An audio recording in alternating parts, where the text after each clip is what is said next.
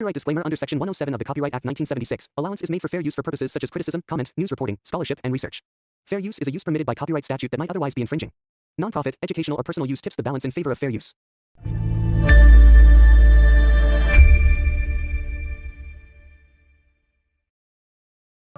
After the deaths of Tupac and Biggie, many assumed that the era of raw, gritty gangster rap was over. But in the late 90s, DMX burst onto the scene, bringing a new edge to the genre.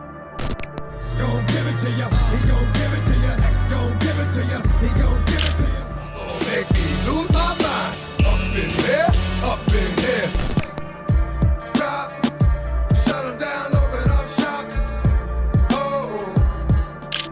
Most of DMX's tracks are packed with raw anger and aggression, emotions that plagued him throughout his life. As a child, he endured brutal beatings from his own mother, and by age 14, he found himself in juvie. It was there that he tried weed and crack for the first time and was introduced to theft and a life of crime. These early traumas severely impacted his mental health. To truly understand DMX's heartbreaking journey, we have to start from the beginning. Born Earl Simmons on December 18, 1970, in Mount Vernon, New York, he was the second child in his family. His mother already had a 2-year-old daughter when he was born. Earl frequently fell ill as a child, inheriting allergies from his mother and asthma from his father. On top of this, he was hit by a car at a young age. Although he escaped with just a scratch, the driver, who ran a red light while drunk, left a mark on his early experiences. The insurance company offered $10,000 in compensation, but his mother refused, citing their Jehovah's Witness faith. Earl was a bright student with a knack for learning, but his mother showed little interest in his achievements. Whenever he excitedly tried to share something he had learned, she would coldly send him to his room, often entertaining adult men during these moments. This lack of emotional support set the stage for the pain that would fuel his music.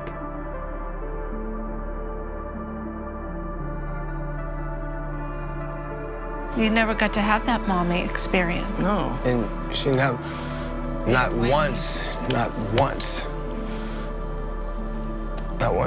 she ever told me that she loved me.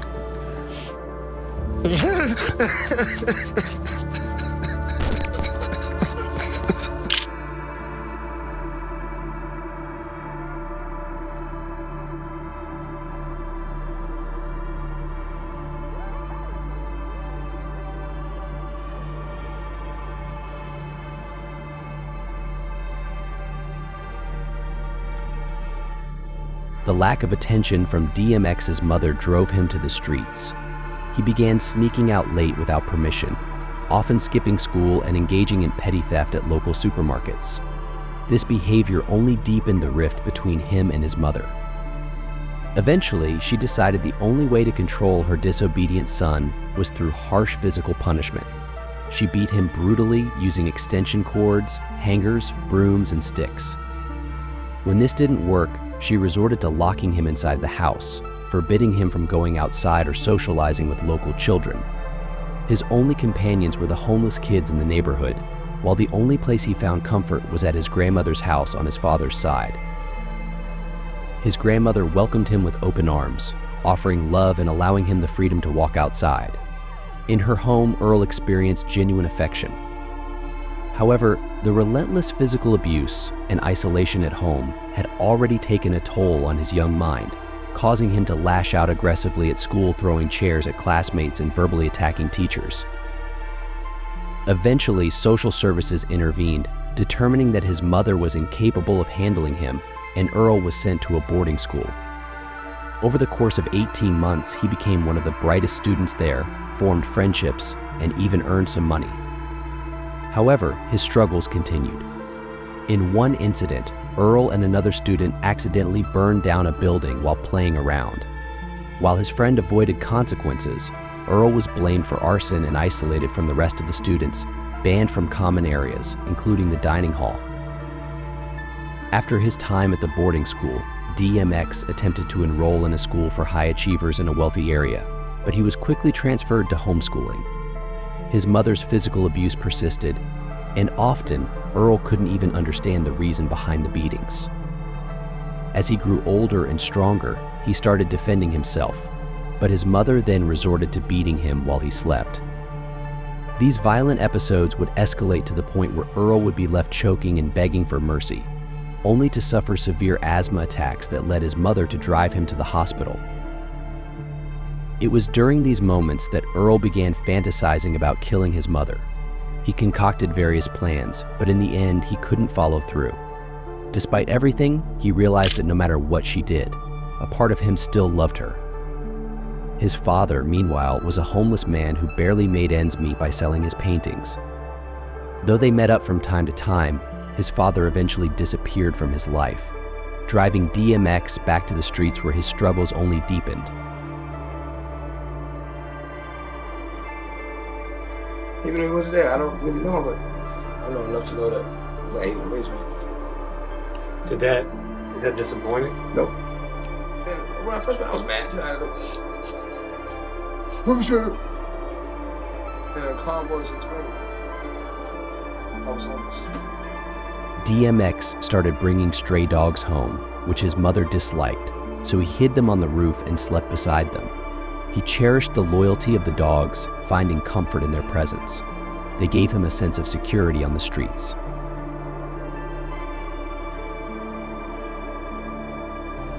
A dog doesn't know how to lie to you. A dog doesn't know how to be fake. It is what it is. His mother then took him to the Children's Village shelter under the guise of a tour and left him there. 6 months later, when the holidays arrived, DMX expected to be taken home like the other kids, but his mother called the shelter and told them he shouldn't come back. He became the only child left behind during the holidays, and the anger and resentment he felt towards his mother only deepened. While this abandonment was painful, it was at the shelter where he first got introduced to hip-hop. He began composing rhymes and experimenting with beatboxing, eventually adopting the name DMX, after one of the most popular drum machines of the time. After 18 months of good behavior, DMX was allowed to leave the shelter and return home. Though he despised it and preferred sleeping on the streets or in garbage cans. During this time, he found a new dog, Blackie, whom he rescued from a landfill. He attended a middle school in Yonkers, notorious for its bad reputation. After only a month there, DMX realized that poverty was inescapable. Good grades didn't offer any advantages, and his mother couldn't support him.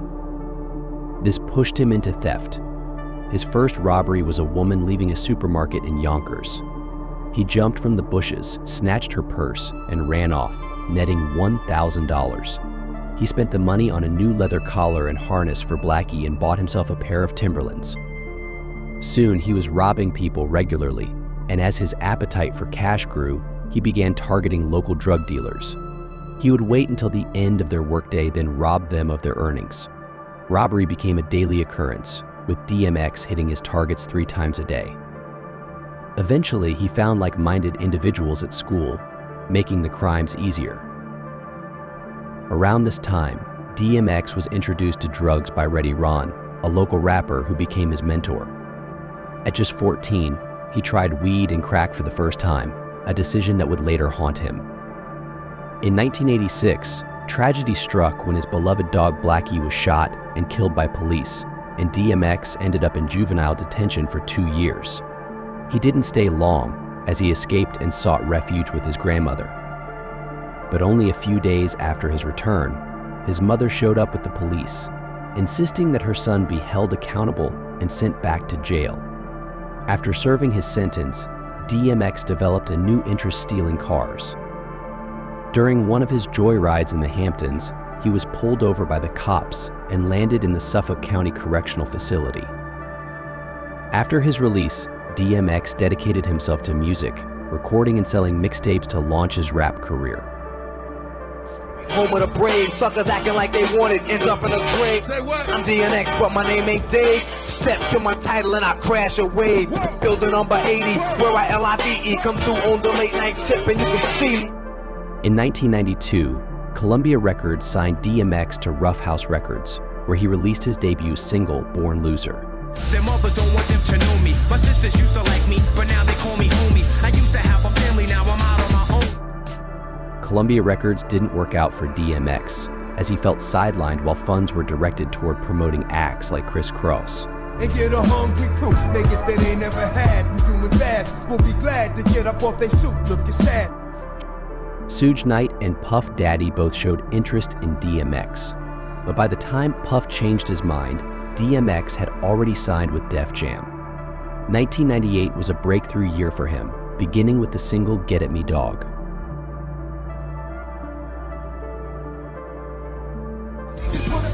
Get at me, dog. Y'all niggas want the ring. Get at me, dog. Yeah. In May 1998, DMX's debut album, It's Dark and Hell Is Hot, topped the Billboard charts. Drop, shut 'em down, open up shop. Oh, you're chicken with the chicken, wondering if I'm a creeper. Little hood rap from 25th named Tamika coming through. Later that year, DMX released his second album, Flesh of My Flesh, Blood of My Blood, which went 4 times platinum, sold 670,000 copies in its first week, and debuted at #1 on the Billboard charts. Hey, yo, I'm slipping, I'm falling, I can't get up. Hey, yo, I'm slipping, I'm falling, I got to get up. I got blood on my hands and there's no remorse. I got blood on my dick cause I fucked the boss. I'm a nasty nigga. DMX is incredibly charismatic. Issues with the industry. What's going down with the industry, dog? The industry is full of a bunch of dick-sucking, dick-riding, bending over the desk ass niggas, straight up like that. Whoever don't like it, bring it, nigga. Bring it. I don't give a fuck. Bring it. Bring it. Chillin', thug out niggas, you know what I'm saying? What up? You know, no smiles, no... There's nothing to smile about, nothing to laugh about. Niggas is hungry, for real. It's no surprise that DMX's charisma led him to roles in films like Belly, Romeo Must Die, and Exit Wounds. Say sorry, because you hurt my feelings. My baby. Daddy, I knew you'd find me. I'm so glad the angels kept you safe.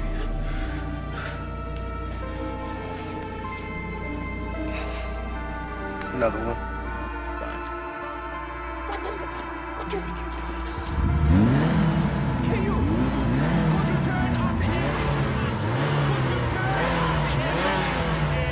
Dog, I meet women, discreet women, street women, slash, Cocoa Puff, sweet women. Oh, make me lose my mind. Up in here, up in here. He went on to release 2 more successful albums, The Great Depression and Grand Champ.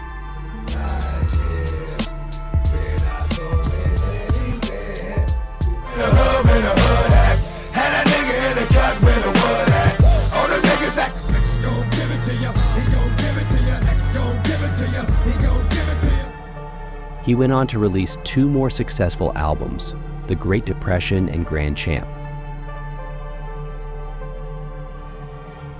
Miss you when it ain't been the same. I drop a tear when I hear your name. Mariella Holloway. Who's the winner? Where my dogs at? DMX! Why DMX? Even as DMX achieved global fame and earned millions, his criminal habits persisted, worsening his life and career. Throughout his music career, he grappled with legal and health issues. Between 2000 and 2001, DMX served time for marijuana possession, driving without a license, and assaulting prison guards by throwing objects. In 2002, after a failed rehab attempt, he pleaded guilty to 13 counts of animal cruelty, 2 counts of maintaining a nuisance, and additional charges of disorderly conduct and drug possession. Following his release, he faced fines, community service, and starred in public service announcements against gun violence and animal abuse. In 2004, DMX faced multiple legal issues, including arrests for cocaine possession, criminal impersonation, drug possession, criminal mischief, menacing, and DUI. During this period, he falsely claimed to be a federal agent to carjack a vehicle. By the end of the year, he was given a conditional discharge, but continued to face legal troubles. On October 25, 2005, DMX was sentenced to 70 days in jail for violating parole. These ongoing legal and personal problems took a significant toll on his career. His album Year of the Dog, again, was released under these strained circumstances and sold only 125,000 copies in its first week, marking the first time one of his albums did not debut at #1 on the Billboard charts.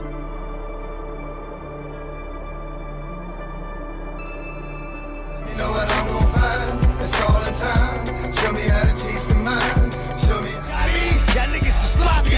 What would the game be without me? Nada. Cats talking. As DMX's popularity began to wane, fans grew disillusioned with their idol. In 2008, he was again charged with drug possession and animal cruelty after barricading himself in his Arizona home. By the end of the year, he pleaded guilty to drug possession, theft, and animal cruelty, leading to a 90-day prison sentence. On May 22, 2009, he reached a plea agreement for attempted aggravated assault. The following year, he served 4 months for probation violations but was released on July 6, 2010.